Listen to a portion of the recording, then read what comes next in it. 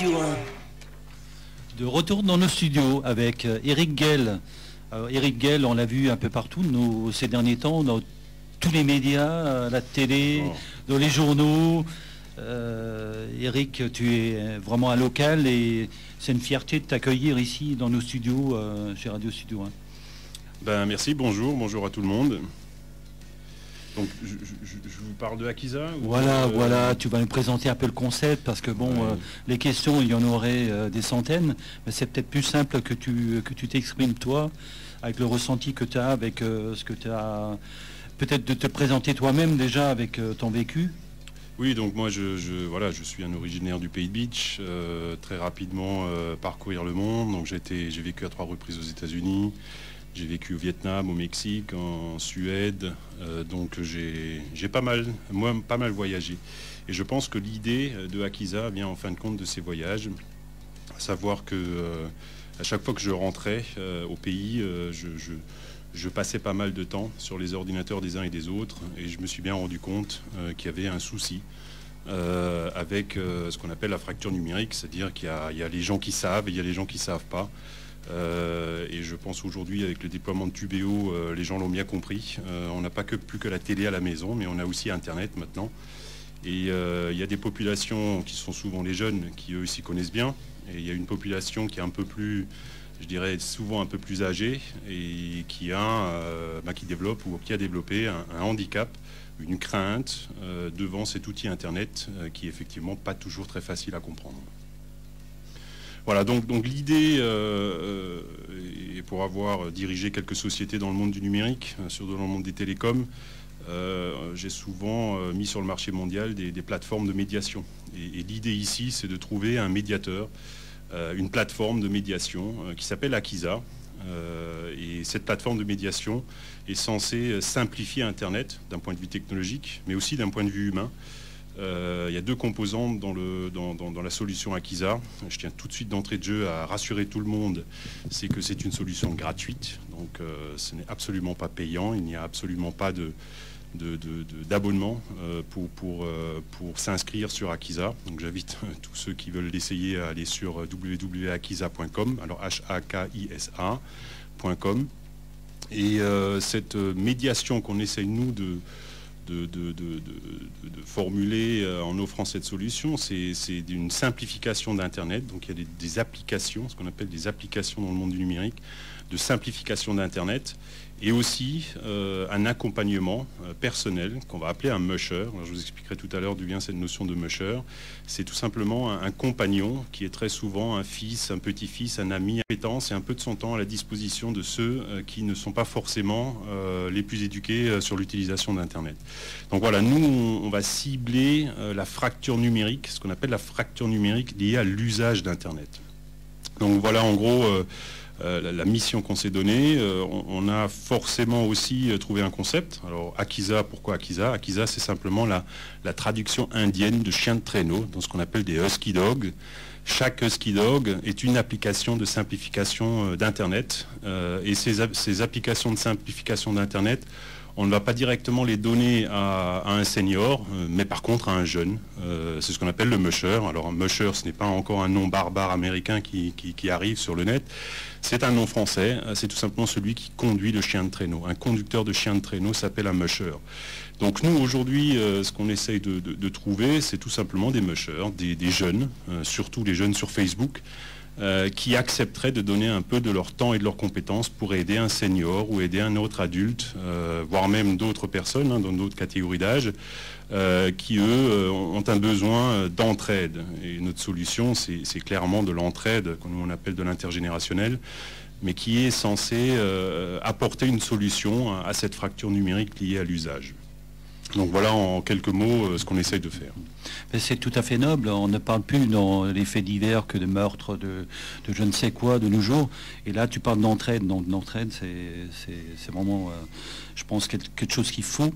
Et non seulement tu parlais de cela devant tous les maires au sein du syndicat des communes, hein, mais tu l'as présenté aussi à des entités bien autres, style la mairie de Strasbourg, il me semble, c'est bien ça? Oui, nous avons pas mal de partenaires aujourd'hui qui aiment bien l'idée, qui nous aident beaucoup. On a un partenaire côté alsacien, parce que la société est à Strasbourg, des partenaires usuels, hein, typiquement une grande ville qui est celle de Strasbourg. Il y a Haguenau qui est devenu notre partenaire.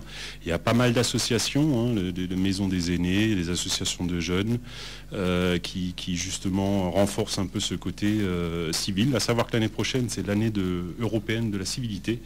Donc le sujet est très intéressant pour les institutions et les administrations.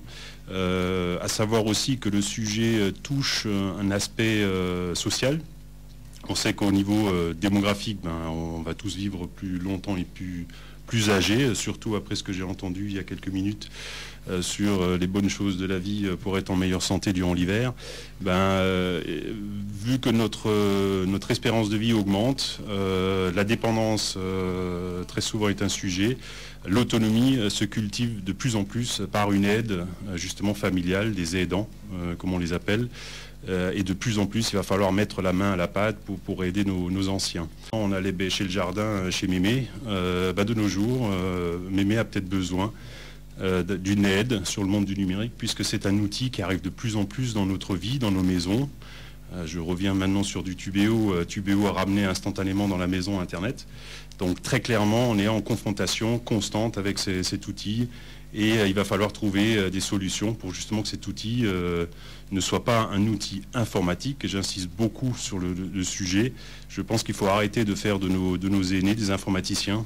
Je pense que ça ne sert à rien et qu'il faut trouver une solution autre, enlever l'informatique de Internet et simplifier complètement l'usage d'Internet pour que Internet devienne de nouveau un usage par rapport à ses passions, ses centres d'intérêt, par rapport à de la communication familiale, par rapport à la facilité d'acheter quelque chose sur Internet, ce qui est souvent un problème pour cette population-là. Donc nous, dans Akiza, on a essayé de répondre à toutes ces solutions-là. Vous avez par exemple dans l'outil ce qu'on appelle Aki Family, qui est tout simplement basé sur des photos de votre environnement familial et vous pouvez communiquer tout simplement avec les uns et les autres, même si eux sont sur Facebook, parce qu'on a créé fait de la médiation aussi de réseaux sociaux et de systèmes de communication. Donc vous pourrez facilement communiquer avec souvent les jeunes qui sont sur Facebook et les anciens qui sont éventuellement jamais sur Facebook. Tu cadres totalement dans notre émission bien-être. On a fait la présentation tout à l'heure. Maintenant, on va parler de laboratoire social.